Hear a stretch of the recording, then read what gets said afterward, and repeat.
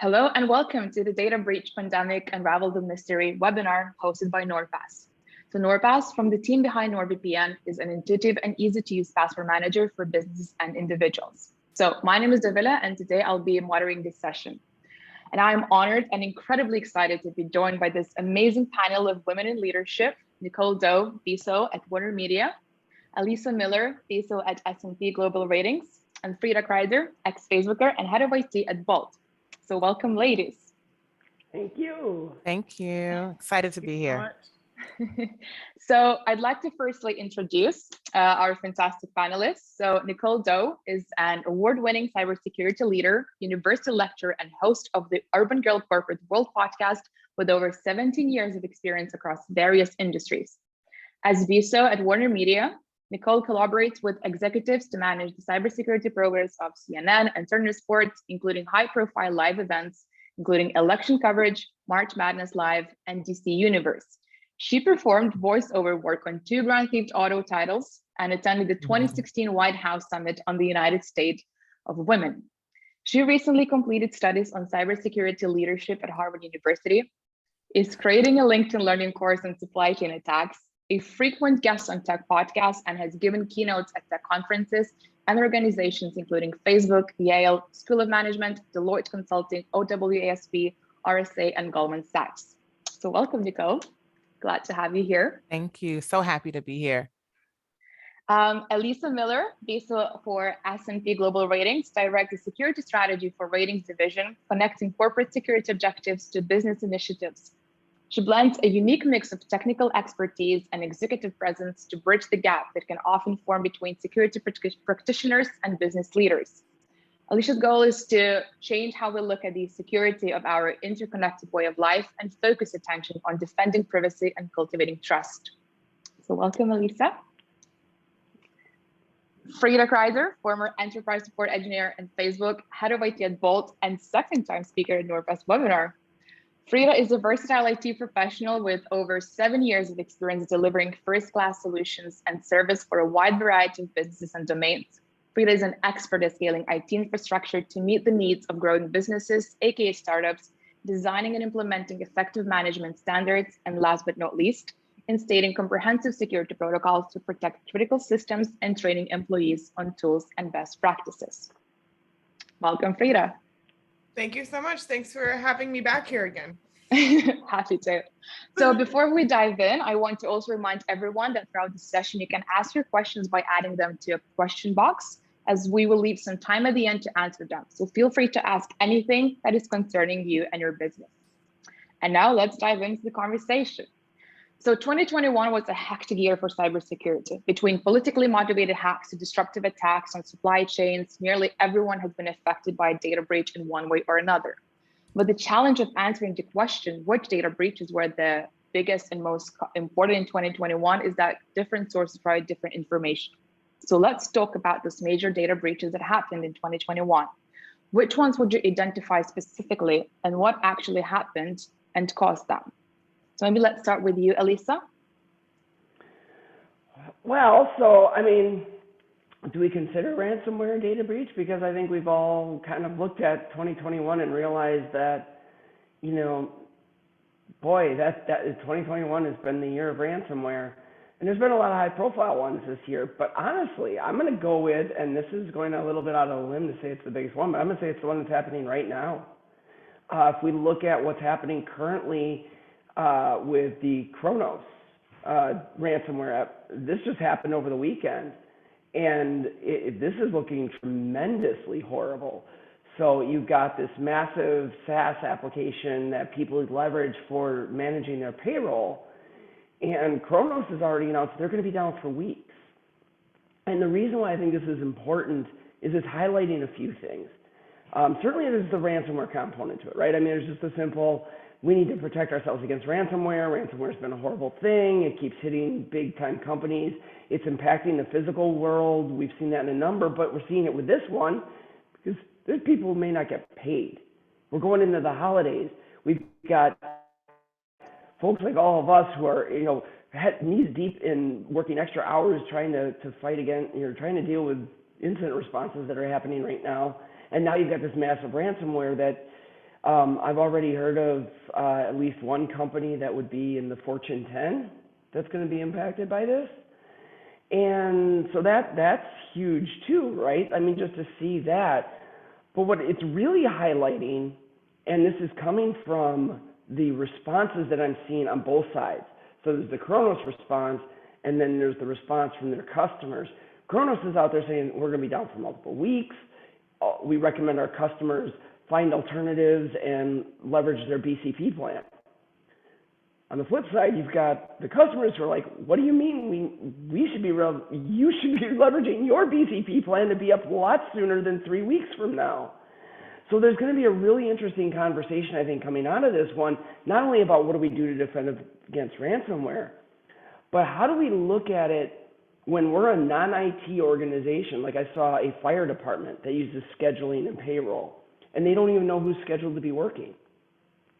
So how do we, who's responsible here, right? Like Kronos, you're being paid to provide this service and provide a certain amount of uptime. So clearly there's an issue there. But also, what about all these organizations who didn't really think about, hey, this is kind of a critical business process. Maybe we should have a plan for what we do if our vendor disappears.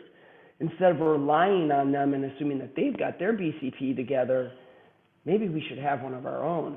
So I'm really seeing that this one's shaping up to maybe be even bigger than a lot of the other ones that have been in the news. But that, a lot of it remains to be seen. Yeah, I agree. Payroll hits home for me. I used to be a BSO at a payroll company, and that was my foray into cybersecurity. And it felt like when I got into cyber, I really got to step behind the curtain, and you just see all these things that are happening. What I appreciated about that organization was the level of care that we extended, specifically with our monitoring capabilities, with how we dealt with fraud, both reactively and proactively. And I was actually there when the tragedy, the hurricane happened in Puerto Rico, and seeing the extent that the organization went to, right? They chartered a plane to fly down payroll checks to Puerto Rico, right? They actually had trucks that they would send to disaster areas where people could come in and process their payroll on a computer within a truck, right? Seeing that level of care, I think it says a lot. And I think it also speaks to how we have to look at and perform life cycle continuous management on the vendors that we choose to engage with. And to Alyssa's point, we have to extend special care around those mission critical processes. And I think payroll was one of them, especially at the holiday season, right? So, this year has just been, each and every, breach or ransomware incident, I think we have to really look at it as an opportunity to study those things, look at those bad actor strategies, because they will and continue to evolve, but we've got to stay ahead of the game, and we've got to leverage that as threat intelligence to improve our cybersecurity operations. I think you said some really key things, both of you, obviously, but Nicole, particularly with lifecycle management and with vendor management. I've been at many startups at this point and large companies. I won't name the very large company where this would commonly happen, but vendors would just send in a bill, and this is common to many companies. They'll just send in a bill, and the company will pay it. And it's a very easy way to scam, because this guy was just like, oh yes, I'm from so-and-so consulting agency. And of course, like, I am legit, and yes, pay my bill. So that also has to do with supply chain attacks are probably the biggest one, in my opinion, over 2021. I think we're going to see even more of that in 2022. Just because people are so easily manipulated. You can just call in and do some easy social engineering, and then you have the information that you need. And until companies are going to harden their protocols and like really dive into the education and become more proactive rather than reactive and start caring, it's going to continue to happen. just going back a little bit on businesses choosing different vendors, do you think most businesses don't look at wrong aspects when choosing a vendor? Because, talking even, potential customers, you see that the most common things they're looking for is the success stories or your popularity or your brand name. Have I seen your name like on social media, or is someone talking about you, rather than actually looking up, do you have any prevention tools, or, like something between like security?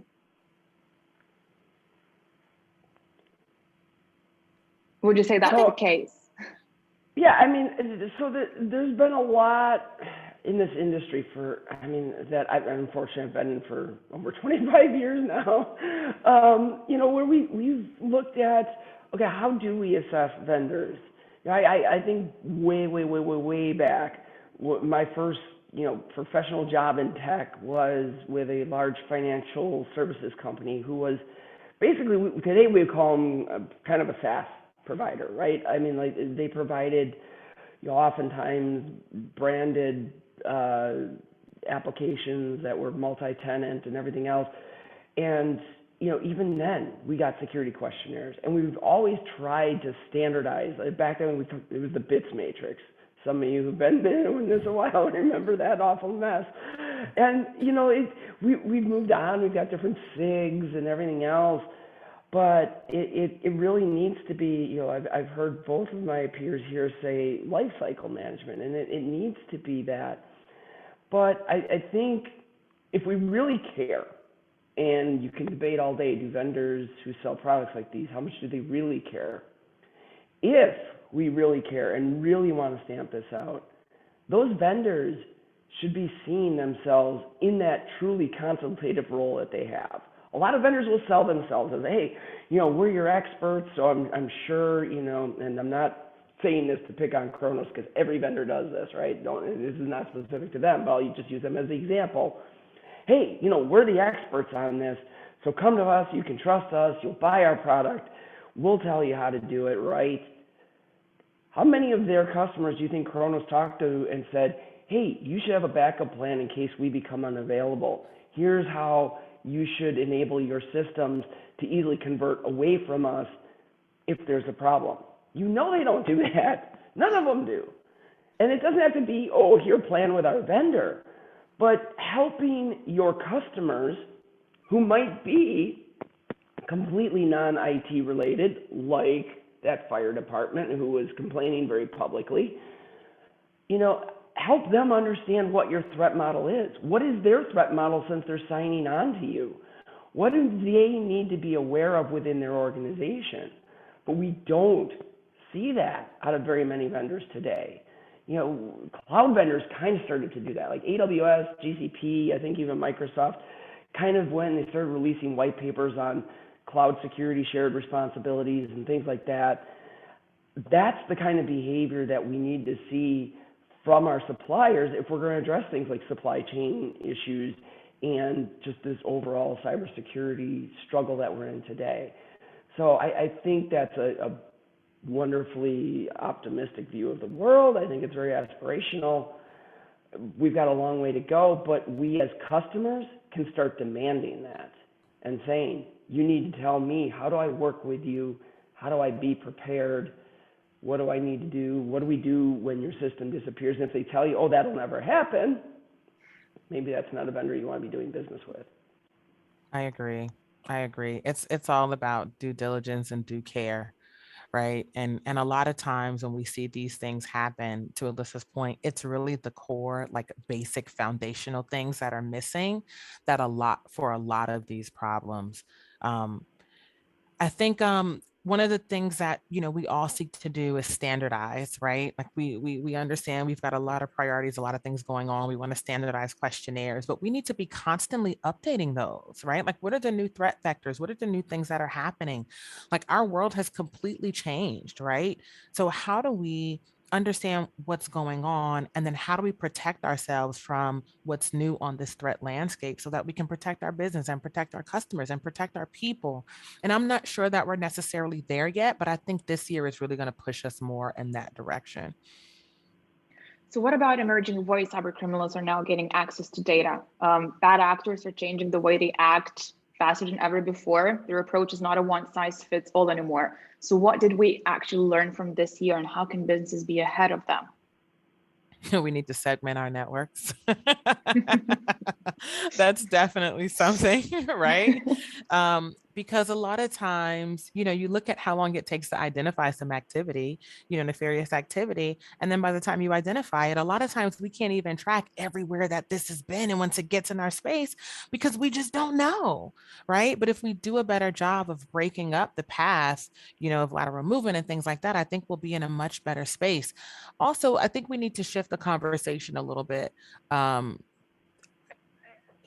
And I know Frida's going to agree with me on this. Awareness is going to be such a huge thing, right? We cannot throw tools at problems, right? A lot of these problems are starting with people. There was a comment made earlier about social engineering. I think a lot of these organizations need to do a much better job with their authentication. I consult with a friend who owns a business, and we were calling one of his service providers that provides a core service for his business that takes a lot of private and sensitive information. And their authentication, I literally just had to give them the address of his business and they gave me the keys to the castle.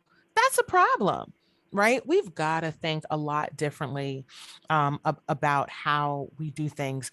Another thing I'm seeing that's a big gap for a lot of organizations, we do a lot of, everybody wants to shift left and secure by design, but what about vendors that we no longer do business with, right? How do we sunset these vendors? Like, what's end of life? What are the key core practices around that?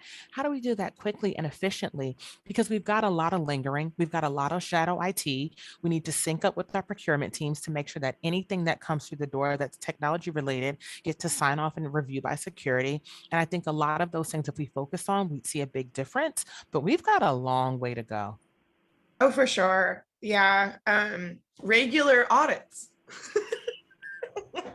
For one, I mean, no one likes to audit. And I mean, I think that's one of the largest problems, is that people find security to be so annoying still. It's a hassle, right? And I know this is really basic, but like, I just got a new phone and I have to remember that I need to transfer all of my 2FA over to that device. And it's like, well, yeah, of course, we're security people. I love to do it. I love that MFA protection, right? But most people don't, they forget. And then they never want to do two-factor again, and it's very unfortunate. But when it comes to vendors, Alyssa, I'm also an idealist, and I would like things to be, as well as they can be. And I think that if vendors would, and any SaaS vendors would bake security into their programs, like into their software, then we would be much, much better off. Well, what does that mean? It means that engineers actually have to think about security when they're building these pieces of software. So they have to be security minded. Like, how are they going to protect what they're building? And most of them aren't. That's fine. They're, focusing on one thing. They're very good at that one thing. That's also why I have a job. But you should work with security in some capacity, I think, to make sure that those standards are in place. So there's also, I think Alyssa mentioned, like, there needs to be layers of security. You can't, we would all love to think, oh yeah, it's gonna work out fine. Like the first time it's gonna be implemented well, we don't need to test it. Nah, we can just roll it out, but like, that's never the reality, ever. I've worked in IT for way too long to see anything go right like the first time. So true. Yeah. So as many, three layers of security would be great, but as many as you can get is a good plan. So let's go companies, and let's go vendors. Let's get better here. So I want to combine what y'all just said, because it's a thing that I think we're really learning still in security, which amazes me again after decades of doing this. And we talk about things like push left and getting security first, or I try to stay away from those terms. My point is, because you want security always, right? So I was just talking about security-minded culture. But the way that that happens is where we struggle. How do we get people to be more aware of security? We have to think about, and I'm hearing at leadership levels, I hear more and more executives say the good word, which is, well, we're here to enable the business. I agree. But now I'm also the jerk who will go and poke that statement and tell me what that means. What does that mean that you enable the business? Oh, well, I reduce risk for the business. That's enablement? I mean, to take your point, Frida, I can give you MFA on your phone as a user, and I've reduced your risk, but did I enable you? I don't know. Now, on this phone, if you're leveraging some of the authenticator apps that, will prompt you with just a single button click and you're done, maybe there's some enablement there. But enablement is all about letting you go faster, do the things that you need to do as a business, let you innovate. That's enablement. And that's the part we miss in security. So how does this security thing that I'm going to implement help you go faster? And that's where we're still not very good. We stand out there and we say, well, security is a shared responsibility. So take DevSecOps. DevSecOps is my favorite example for this. We go in there, DevSecOps had this concept of shared responsibility. We heard that in security, and what did we do? We said, yes, shared responsibility. Everybody's responsible for security. It's kind of arrogant because we said, y'all got to do security, but we're not going to help you do your jobs. So you got devs out there in DevSecOps. They're the ones accountable for making sure the pipeline is fast and that things are happening quickly. You got your SREs and your ops folks, the second part of that DevSecOps equation, right? They're out there, they're responsible for making sure things are stable and that they're performing well. So security, if you're going to say that those two groups are responsible for security, well, then we need to take on those levels of responsibility that they have too. That is shared responsibility. We all share it. And so when we think about users, it's the same thing. How am I going to make it easier for you to do the secure thing? How am I, to quote from our friends at Netflix, how am I going to pave that road for you? Make sure that the secure road is the paved one, the one that you're going to want to follow. And so that is having things like, simple to use password managers, easy to use MFA, things that don't introduce a bunch of new friction, things that actually give you a reason to want to use it. Like, it's so cool now as we start moving to passwordless. Imagine that idea of just being able to click one button on your phone and it authenticates you to, your apps at work. You don't have to type out a password. You don't have to remember all these different passwords because we found a way to do it securely with just your phone. And those are the types of things that, we have to be thinking about in terms of security, because that's also how you get people not only to adopt it, but that's how when you go before the board or you go before your executive committee, that's how you get them to give you money to do it. So would you say the problem also lies there that, especially talking probably about SMBs, that they mostly invest in growth? So, that would be marketing, sales departments, and kind of neglect the fact that security should come first and then think about your growth strategy. I don't know that. Absolutely. Yeah. Go ahead, Nicole. I think it's as we think about first or second, because the reality is the business is here to provide a product or to provide a service, right? And what we want to do is provide that service securely. So one could argue maybe security doesn't come before it, but maybe it's right alongside it.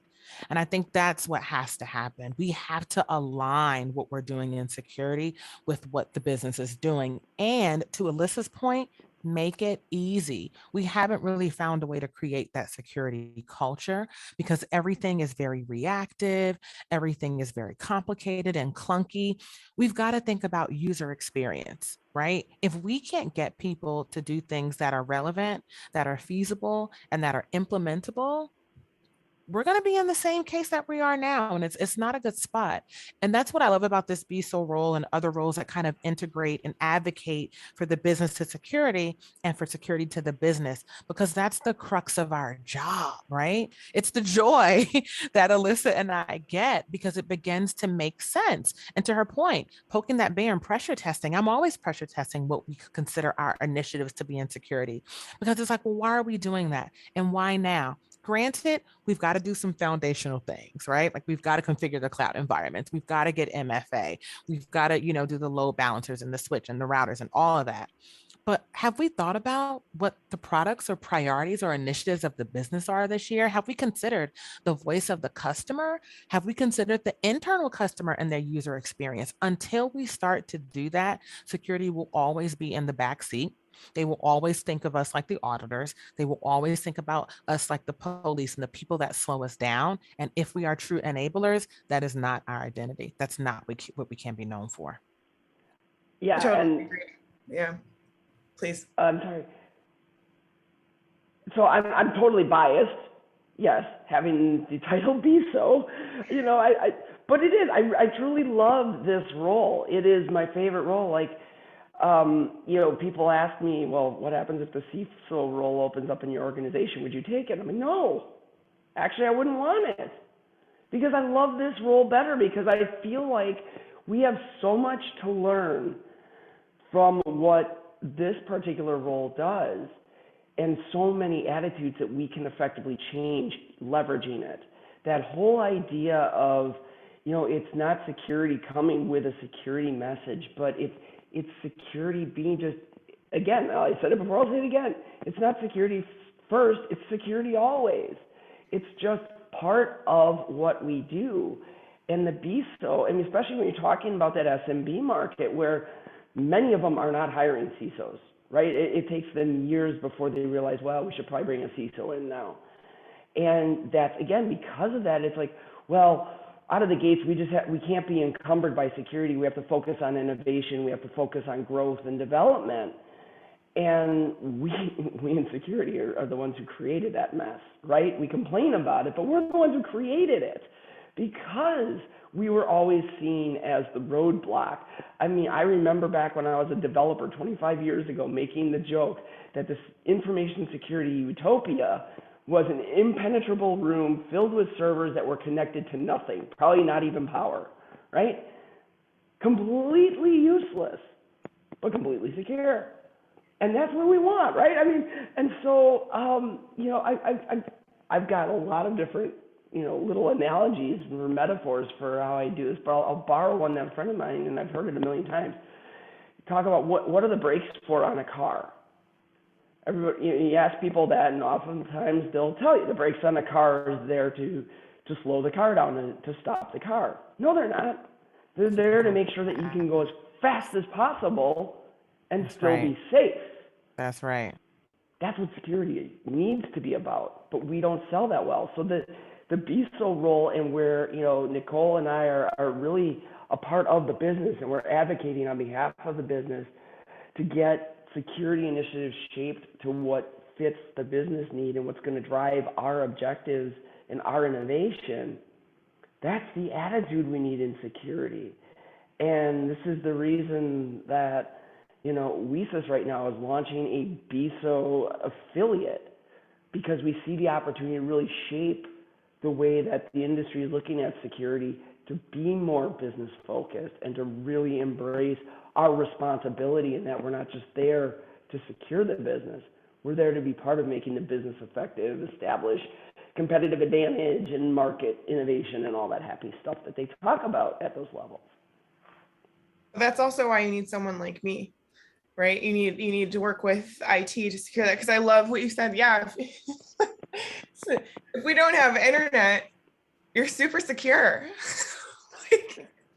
Let's go ahead and end this webinar. You'll be so secure. Just disconnect.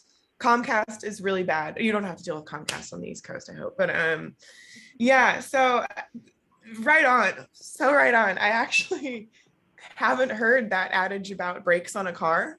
That makes that I love that, because it's true. Yeah, reducing friction, like you touched on earlier is what we're trying to do here. And also, Alyssa, you mentioned, wouldn't it be great if you could just use your phone and like, you know, tap in and you're connected? That's zero touch deployment. That is a thing. That is what I am trying to achieve, and why I'm so happy to be invited back for this webinar and to have these opportunities, because it's not just a buzzword. It's not just a buzz term, right? When we say automate and streamline, I mean automate and streamline.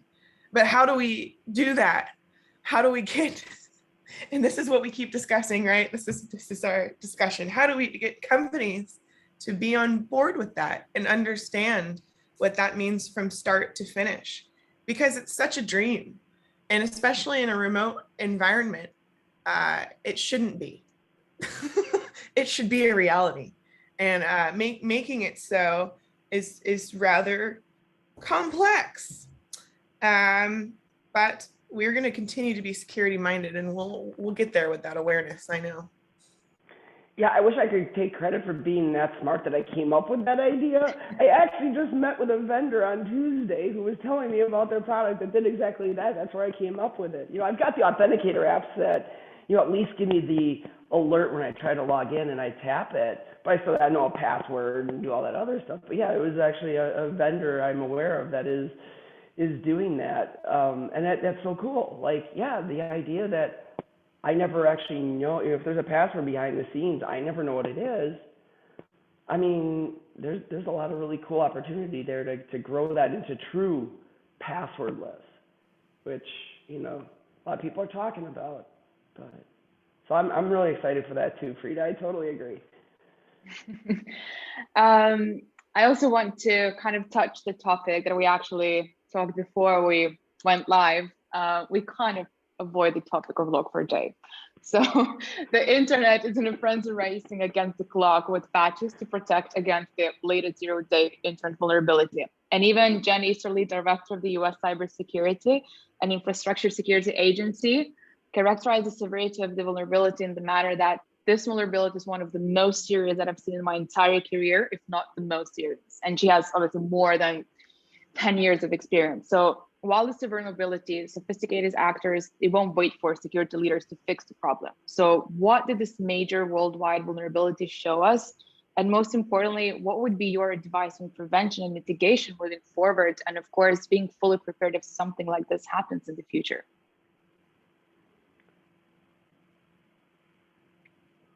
Elisa, do you want to start? I saw you're hiding yourself. I was waiting to see if anyone else, I didn't want to jump in first, but I will. I think and this is from personal experience, you know, we brag about this, I shouldn't say we brag, we bemoan the concept of having an inventory, right? Everybody thinks about, oh God, we got to have this inventory, and oh my God, you know, all of our security initiatives would be better if we had this inventory. But you know, guess what? At the end of the day, inventories are hard to build. CMDB is not simple. And when we're talking SMB, it's really not easy. But I'll tell you what was actually valuable. More than anything else, what has really proven, now we have a fairly decent CMDB where I'm at. It has gaps like everyone's, but having something is still better than nothing. But you know what was really valuable? Was when this thing started blowing up on Friday afternoon, to be able to go and run a report from our SCA tool, to get that SBOM, and to be able to look and say, across all of these applications that we have, we know immediately these are the versions of Log4j that each of them is running. So being able to build that, and so especially when we're talking like small and medium businesses who are probably not looking at the idea of building out a CMDB, and they probably don't have the money to buy any of the decent solutions that are on the market to do it, SCA is something that's pretty attainable, and it's super easy as you're developing software to run that SCA. And it doesn't just, you don't just like run it and it gives you an inventory, now you get it. Those tools hold on to that information, and as vulnerabilities show up, they know that you have that and they alert you to it. And so that was so invaluable for us. I know that saved us an absolute ton of time, just having SBOMs, or software bill of materials. Sorry, I realize I threw that term out there before. Many might not know what that is. But that bill of materials that tells me not only what dependencies did I define when I built this application, but all those libraries that I included, what are their dependencies and sub-dependencies and the sub-dependencies, that whole dependency tree. Being able to identify that and know immediately, here's where we got to go.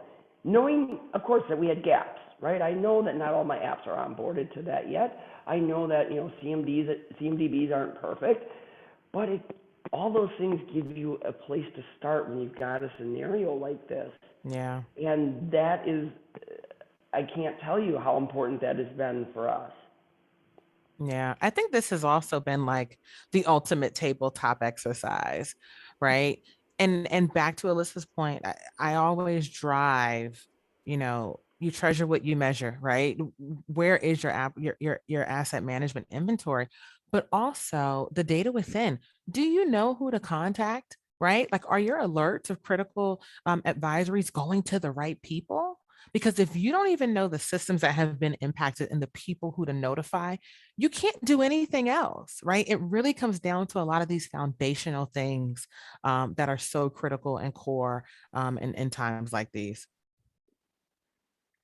Yeah. It's So would you true. say that we're seeing Yeah. a lot of companies are also probably lacking, as we discussed with Frida and like incident response topic webinar, that playbooks, it's a word, but it doesn't mean a lot to a lot of businesses. Would you agree with that? That businesses aren't just prepared for a minor incident. They don't log things into their documents, and they just move on when something happens. Maybe it's just an IT training and they don't care.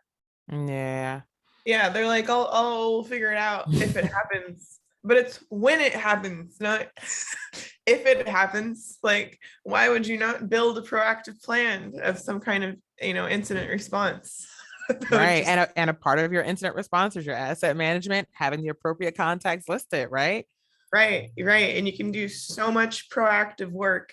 And I think it can be annoying because, Nicole, like you mentioned earlier, documentation does need to be updated. Right. And particularly in our industry, things move very fast and they're always changing. So we do need to continuously update and, iterate and make sure that we're on top of stuff. But just getting that baseline infrastructure, if you can build it, like how you can build it is crucial. Yeah. Even so far as like playbooks per department and team, right? Like, what applications do you use? Do you need to use those applications? And not in a mean way, just like, is there something better that I could provide to you? Or is there a way we can consolidate? Perhaps. I love to consolidate, where we can, but also who is providing access to those applications? A lot of times they think it's me, IT, which is great. I would love for that to be the case because that's a part of zero touch deployment. Everything be behind your SSO, right? Whether that be hopefully it's Okta, but yeah. So everything is behind that, and then you're in. But that's just not the case. And you can see, yeah, you're smiling because you know that not every piece of software is like, yes, of course, we're SAML capable. Like no, they're not. And this is also why we have like SMS attacks, for instance. You know how easy that is to MFA, two-factor is great, but if you're going to choose SMS over MFA, then you might have a problem. And that's a bummer because you're still being secure, like you're trying. So I'm aware of the time as well, and talking about being prepared and everything, about the predictions for next year. So also Nord Security, when it comes towards the end of the year, so they got together to discuss the implications of this year to make informed predictions. So list a few of those that Nord Security predicted, and I want to hear your opinion because I know different experts kind of see from a different perspective. Some focus more on industry attacks, or what kind of incidents will be the most popular ones. So the first one would be that the increase of ransomware as a service. With the RAS model, ransomware software becomes a commodity that is easy to buy and sell on the dark web. So this year, 2/3 of all ransomware attacks involve the RAS model, and the demand for it will grow in 2022. The other one would be that hackers will focus their efforts on supply chain, as we discussed. So nothing is really changing. Next year, supply chain yet again will be a prime target for cyber attacks. And artificial intelligence, I think this is also a topic that kind of gets forgotten, that cyber attacks against AI will emerge as a unique vulnerability. And most enterprises that use AI don't even realize the security risks it implies.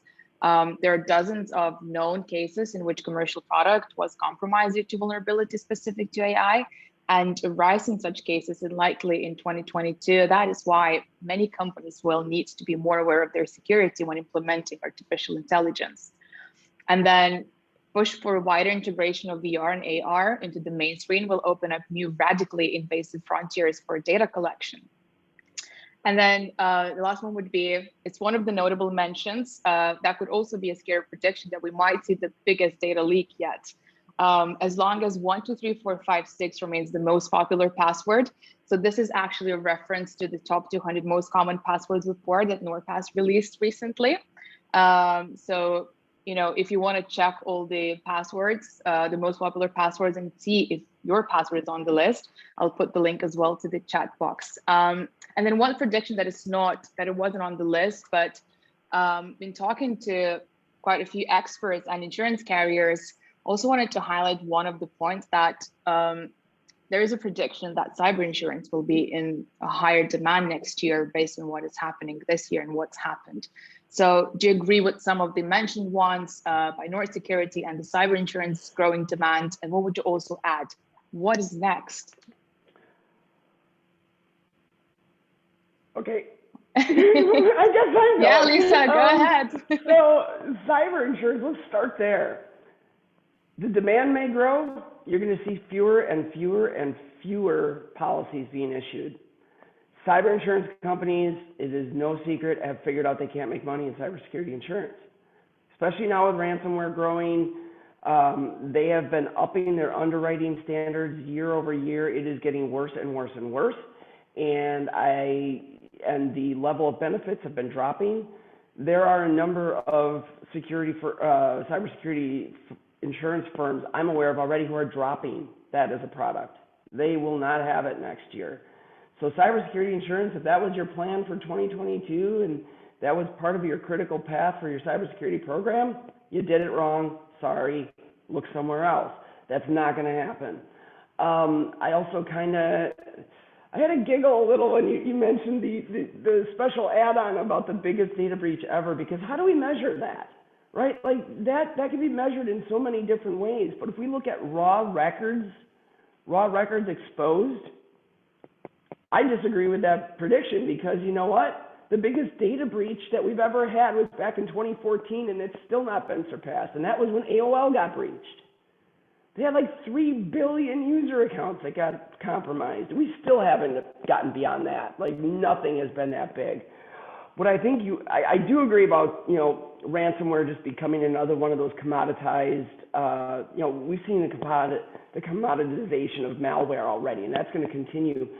Where I think we're going to see some interesting new attack vectors is now, I think 2021 proved to be more of just it was kind of a POC for attackers in terms of their ability to hit the physical universe with digital assets. You know, the pipeline early on, Colonial Pipeline was a big one. This payroll thing that's coming up now with Kronos, excuse me.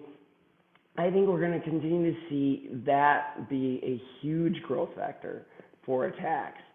You know, the attackers have gotten very smart in how they're targeting. It's not just a spray and pray operation anymore.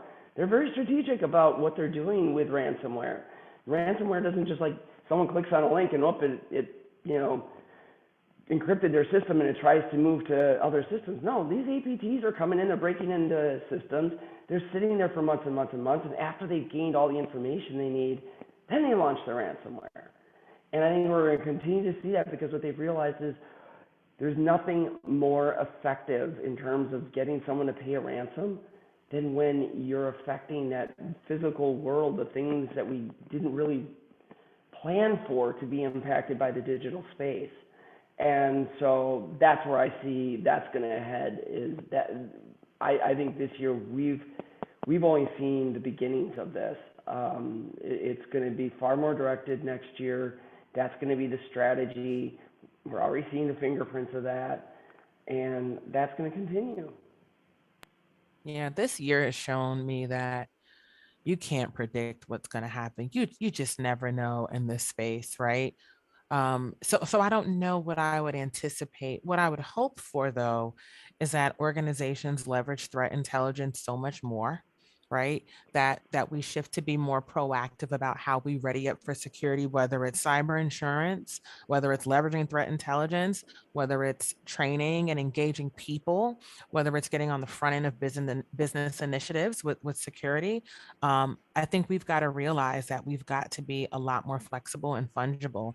I also appreciate that a lot more boards are asking about cybersecurity, right? That's something that rarely has ever come up before because, again, we were seen as the add on to everything. So I'm hoping there will be a downstream impact of that throughout operations so that the rest of the business will think of security as a priority. Something that I saw emerging this year were the number of attacks on law firms and hospitals, right? Especially in the hospital space. I mean, detrimental and fatal impacts. Universities are also a large emerging attack surface. So I'm hoping that some of these organizations that normally didn't take security so seriously will begin to shift that now because the impacts can be astounding. Yeah, I agree. I'll just jump at least on the fact that, about the could see the biggest data leak yet. It was more of a, as we talked about employee trainings and how our employees are not aware of the cybersecurity. So the report, done that people still use crackable passwords like 1, 2, 3, 4, 5, 6, and if it still remains the case, then it might happen. So it's not a prediction. Don't per get me se. wrong. Yeah. I mean, they're going to continue to grow in size and scope, and it's one of those because it's a tough thing to say because how do you measure it? How do you really measure it? And there's so many opinions on that. Because I mean, was AOL the biggest in terms of records breached? Yes. Was it the most significant? You could argue that. I would say Equifax was pretty dang scary, right? Again, this Kronos thing, we're only just starting to see. Where's that going to go? One organization I've heard of has 950,000 employees who are all being impacted by that. That's going to raise some eyebrows. So yeah, it definitely understood. Definitely wasn't picking on the report at all. I think that's, they're going to grow. They're going to continue to grow. We're going to see large amounts of data. It's just a matter of, I think what's more important is to think about the impact of that. And to your point, what can we be doing to try to impact that the other direction and reduce those attack vectors. So what would your advice be then for next year for companies and security leaders? Next year comes and what did we learn? What should we do? What should we start with? I think we got to strike while the iron is hot, right? Everyone's afraid, everyone's engaged, everybody's paying attention, right? Leverage that to your advantage, but do it in a way to push security initiatives and best practices that actually are relevant, that make sense for the business, right? Like, let's not chase the big shiny toy. You'll probably tire of hearing me talk about the foundational things because those are so important. Learn from a wise man learns from the mistakes of others, right? Look at these attacks that have happened within the industries that your companies are in, with the third-party attacks that are happening with the vendors that your companies use, and leverage that to your advantage to challenge your third-party lifecycle management process, to challenge your own security, your WAF configurations and things like that. Segment your damn networks for sure. And don't forget about people because they're at the basis of all of this. I fully agree with you, of course. But yeah, keep researching, individually and with the company. And like Nicole said, get your security protocols straight. So meaning, don't put out that people should be rotating their password every 3 months. Like, let's do the basic foundational stuff and educate that, bake that in. And also that's at an IT level, like at Okta, you only rotate once you get a new piece of hardware, right? It gets tricky. And also we used to have different measurements for a complex password about 10 years ago, so that's all been changing. So keep driving these points home. I totally agree with you, Nicole. Just stay on the foundational, simple stuff. If we can get that right, then we'll be in pretty good shape. Yeah, and my answer kind of mirrors Nicole's a little bit, but I'm going to take it to a little different perspective. This idea of striking while the iron's hot. Understand that large or small, enterprise all the way down to SMB, your executives, your boards, they're paying attention. They want to hear it. Nicole mentioned before, boards are asking. I have multiple boards I report into, and every one of them is telling me cybersecurity is the thing they're most interested in hearing about. And so when I say that, though, understand how to be prepared for those conversations. You need to focus on the whys, not the whats. Don't tell them what you're implementing. Tell them why you're implementing it. That means have a strategy. Look at, as Nicole was talking about, you've got these initiatives. Have a plan. Understand how you're getting from your maturity today to this target view that you want to get to, and tie those into a roadmap that says, here's how we're getting from point A to point B. If you walk in there and you throw 20 initiatives at the wall like spaghetti to see what sticks, it doesn't really help. What they want to see is that, you first of all embrace the idea that there is no end state to this, right? I actually had a board member ask me that 2 weeks ago. What's the end state? And my sarcastic answer was, we'll get to the end state as soon as technology stops innovating. We know that's not going to happen. So accept that and demonstrate that, hey, what we're focused on isn't securing all the things. It's getting progressively more mature, getting progressively more resilient, and here's how we're getting there. Because when you can tell that story, first of all, it builds your credibility. They understand that you've got this in hand, which we struggle with that in cybersecurity so often. We want to be taken seriously, and people don't listen to us. We don't have that credibility. So you can build that credibility. But the second thing is it gives them a vision, and it sets their expectations appropriately that, this is an ongoing thing. This is not something we're going to do today and be secure tomorrow. So be prepared to have those conversations, whether it's just the owner of your 5-person company you work for, or it's, board members governing a Fortune 100 organization that you're working in. Understand how to communicate that and communicate the value that you're bringing from a cybersecurity perspective. Yeah, thank you so much. I'd love to discuss more, but I'm aware of the time. So thank you so much for you, Nicole and Elisa, for this wonderful and insightful discussion. And I want to remind you that the webinar was organized by NordPass, and spreading the word about the importance of cybersecurity and making a positive change at the core of what we do. And we'll be doing more of this next year. Hopefully to see you, 3 of you again, giving your insights. And to stay up to date, you can follow NordPass on LinkedIn, look out for our emails for more content. And thank you again, ladies, and everyone who's joined live. It was a pleasure having you here. Yeah, thank you. This was a joy. Thank you. So much fun. Thanks, guys.